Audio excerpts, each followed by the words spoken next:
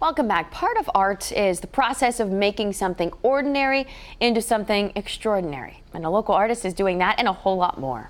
He's made it his mission to transform an old brick wall into a stirring memorial to honor our nation's military. And as Fox 8 photojournalist Ali Gambari shows us, some of the people who appreciate his work are ones who were there. Amherst is a small, friendly town known as the sandstone capital of the world and for hot dog heaven.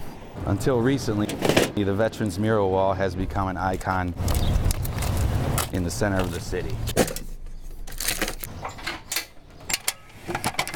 We started with World War II veterans, the Iwo Jima flag raising.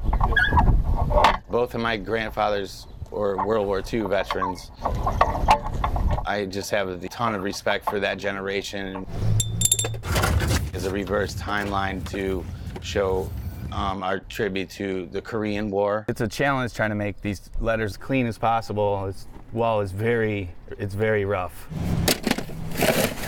The next one down is Vietnam, which my father served in the Navy. This section of the wall from here to here has the 98 soldiers from Lorain County that lost their lives in the Vietnam War.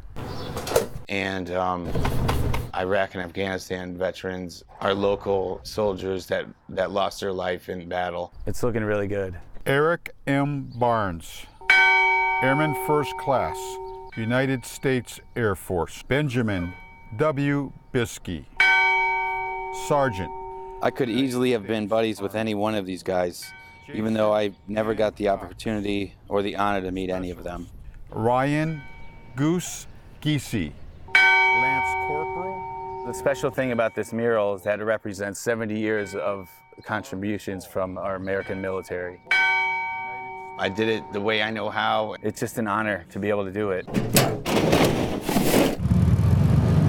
The families have given me their blessing to pay tribute to their son, father, uncles. I'm just honored that people appreciate it. So this is my little garage studio, and this is where I do a lot of my smaller paintings, and it's just, it's inspirational, and it's just, I'm in my own element when I'm out here creating. I was in the Battle of Iwo Jima for 30 of the 36 days.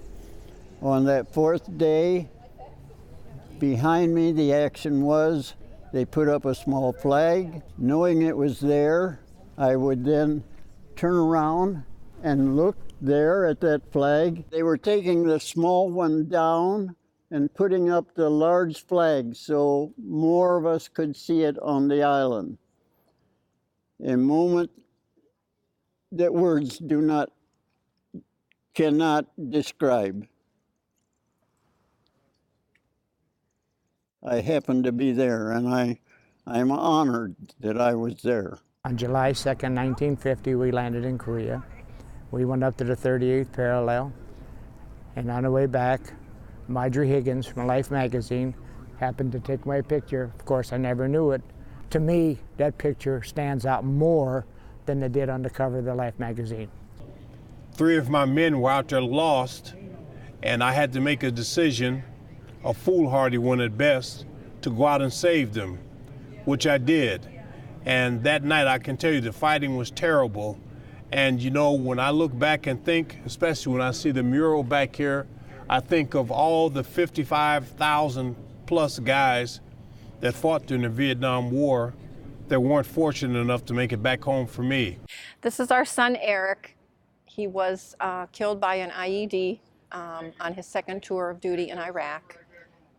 They were out on a night mission, and they found 2 of the IEDs, but the third one they didn't find, and it hit his truck. And he was just such a great airman. He really was. I mean, I can remember when he first talked about joining the Air Force, I told him that, you know, at the time that there was a good chance that he was going to go to Iraq.